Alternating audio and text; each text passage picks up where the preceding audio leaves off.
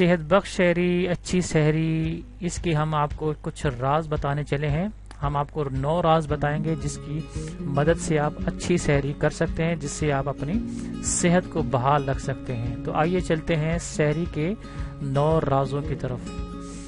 تو آپ کو معلوم ہے جی، صحت بخش اور پرسکون روزے کے لیے متوازن سحری بہت ضروری ہے، یہ آپ کو سب کو معلوم ہے۔ سحری کا مقصد دن بھر کے معمول کے کام اور عبادت کے لیے توانائی حاصل کرنا ہوتا ہے، لیکن اگر سحری صحت مندانہ انداز سے نہ کی جائے تو مختلف پریشانیوں کا باعث بن سکتی ہے۔ تو سحری کا مینیو ہفتے میں چند چھوٹی چھوٹی چیزیں شامل کر لی جائیں تو کئی طبی فوائد حاصل ہو سکتے ہیں۔ تو پہلا ہم دیکھتے ہیں دودھ اور دہی۔ دودھ اور دہی کا استعمال۔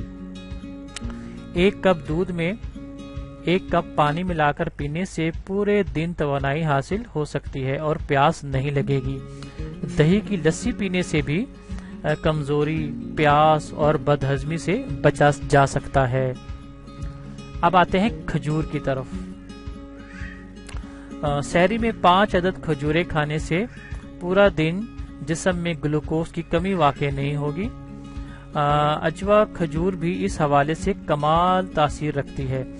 اجوا بلیسنگ کا 1 چمچہ روزانہ اپنی سحری کا حصہ ضرور بنائیں۔ تیسری ہم چیز دیکھتے ہیں جی، جو کا دلیا۔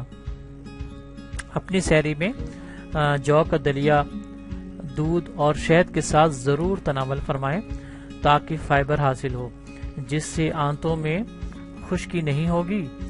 جو کا دلیا محمد رسول اللہ صلی اللہ علیہ وسلم کا پسندیدہ غذاؤں میں سے شامل ہے، ذائقے کے ساتھ ساتھ بہت توانائی بخش بھی ہے۔ مرغن کھانوں سے پرہیز کریں۔ جتنا ممکن ہو روغنی اور تیز مرچ مسالے والے کھانوں سے پرہیز کریں۔ گھی میں ڈوبے پراٹھوں کے بجائے سادہ روٹی، ہلکا گھی یا مکھن کا استعمال کم کیا جائے تو بہتر ہے۔ مرغن غذائیں آپ کے ہاضمے کو شدید متاثر کرتی ہیں اور دن بھر طبیعت بھاری رہتی ہے۔ بہتر یہ ہے کہ زود ہضم غذا یعنی کہ دلیا، ٹوسٹ، سوجی کا حریرہ وغیرہ استعمال کریں۔ اچھا، بات ہے روٹی سالن کی طرف۔ تو سحری میں چاول کا استعمال کم کریں۔ روٹی کے ساتھ دال یا کم روغن والی سالن کو ترجیح دیں۔ مقصد ہلکی اور زود ہضم غذا لینا ہے تاکہ ہاضمے کے مسائل سے بچا جا سکے۔ اب دیکھتے ہیں جی بہی کا استعمال۔ بہی، بے سے ہے بہی، ٹھیک ہے۔ بہی اس سحری میں ضرور استعمال کریں۔ بہی کے متعلق محمد رسول اللہ صلی اللہ علیہ وسلم کی ایک حدیث کے مطابق بہی کا استعمال فرد کی قوت کو 40 افراد کے برابر کر دیتا ہے۔ رمضان کے علاوہ بھی بہی کو اپنے خوراک کا حصہ بنائیں، یہ توانائی کے ساتھ ساتھ بے شمار طبی فوائد کا حامل ہے۔ اب دیکھتے ہیں جی نہاری اور سریپائے۔ تو بزہضمی سے اگر آپ نے بچنا ہے نا تو آپ نہاری اور سریپائے، بینگن اور گوبھی سے پرہیز کریں۔ یہ سب ہاضمے کے مسائل پیدا کرنے والی غذائیں ہیں، اس سے اپنے آپ کو بچائیں۔ اب دیکھتے ہیں شہد کا پانی۔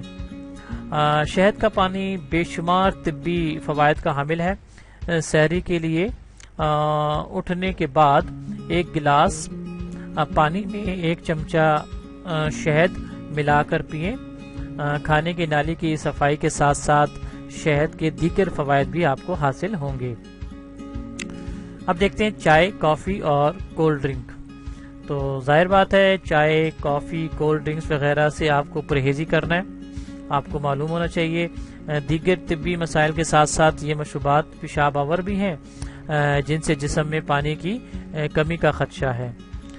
تو ان چیزوں یعنی کہ اپنی جو ہم نے چیزیں آپ کو بتائی ہیں، اپنی سحری میں ان چند احتیاطوں کے باعث آپ صحت بخش اور پرسکون روزے کی ابتدا کر سکتے ہیں۔